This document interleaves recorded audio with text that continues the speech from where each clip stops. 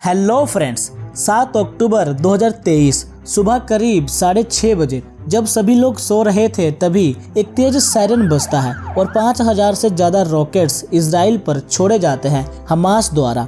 और इस हमले में करीब 250 से ज्यादा इजरायलीस मारे जाते हैं। इसके तुरंत बाद लोगों को बॉम्ब शेल्टर शिफ्ट किया जाता है और इस हमले के तुरंत बाद इजराइल के prime minister Benjamin Netanyahu state of war declare कर दिए। אזרחי ישראל, אנחנו במלחמה, לא במבצע, לא בסבבים, במלחמה. आप इमेजिन कर सकते हो कि सुबह एक तेज सायरन बजता है और सभी लोग सो रहे होते हैं, तभी आसमान से 5000 रॉकेट्स गिरते हैं और 250 से ज्यादा लोग मारे जाते हैं। बट ये पहली बार नहीं था कि इजराइल में ऐसा अटैक हुआ हो, बल्कि पिछले कई दशकों से इजराइल और पैलेस्टीन के बीच कॉन्फ्लिक्ट्स अटैक होते रहते हैं, जिसे बेसिकली हमास जो एक टेररिस्ट ऑर्गेनाइजेशन है वो ये सब हमले करती है। हमास ग्रुप एक टेररिस्ट ऑर्गेनाइजेशन है जिसका नाम बहुत ही कम लोगों ने सुना होगा, बट इसके काम से सभी लोग वाकिफ होंगे। तो आइए आज की वीडियो में हम इजराइल पैलेस्टीन कॉन्फ्लिक्ट्स, आयरन डोम सिस्टम और हमास ग्रुप को समझते हैं।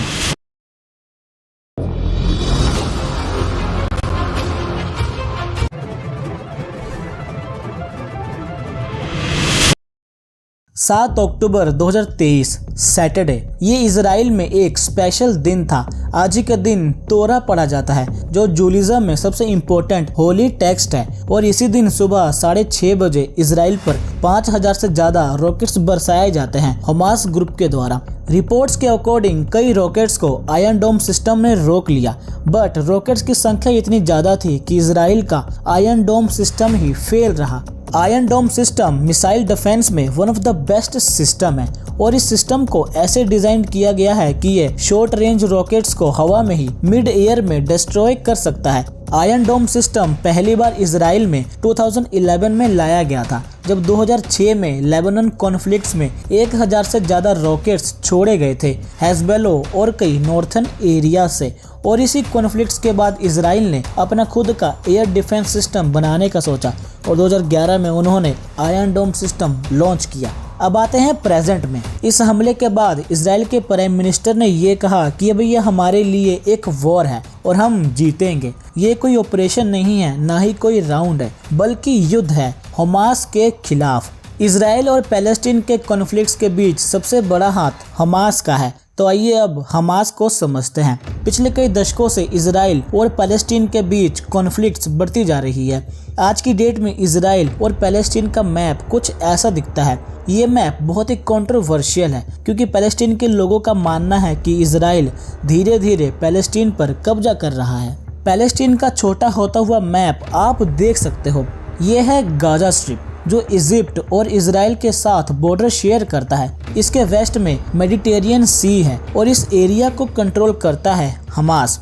हमास एक मिलिटेंट यानी टेररिस्ट ऑर्गेनाइजेशन है जो 2007 से गाजा स्ट्रिप को कंट्रोल कर रही है। United states, European union, Japan, Canada जैसे कई देश हमास को टेररिस्ट ऑर्गेनाइजेशन मानते हैं।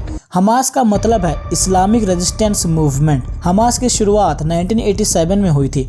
उनका मकसद है पैलेस्टीन को इजराइल से बचाना। उनका मकसद बस पैलेस्टीन को बचाना नहीं बल्कि पूरे इजराइल को पैलेस्टीन में शामिल करना है, इंक्लूडिंग गाजा स्ट्रिप। ये है टेररिस्ट मोहम्मद डेफ जो हमास के लीडर हैं।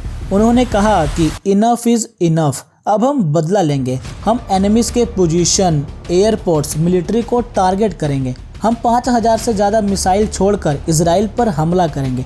और उन्होंने इस ऑपरेशन को ऑपरेशन अल अक्सा फ्लड नाम दिया है।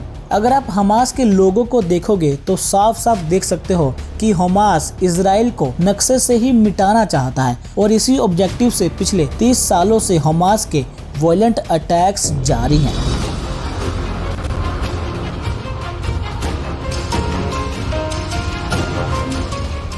(1987) से लेकर अभी तक उनके किए सारे अटैक्स इंटरनेट पर अवेलेबल है।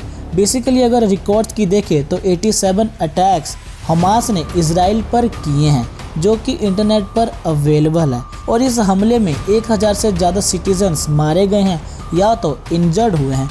आप खुद सोच के देखो कि इतना छोटा सा देश जिसकी टोटल पॉपुलेशन 1.45 करोड़ है, वो हर दिन टेरर अटैक के डर में जीते हैं। जब किसी कंट्री में ऐसी सिचुएशन होती है तो सबसे ज़्यादा नुकसान नॉर्मल सिटीजन्स का ही होता है। अब आगे देखते हैं कि इजराइल और पैलेस्टीन के बीच एक कॉन्फ्लिक्ट कब और कैसे ख़त्म होता है।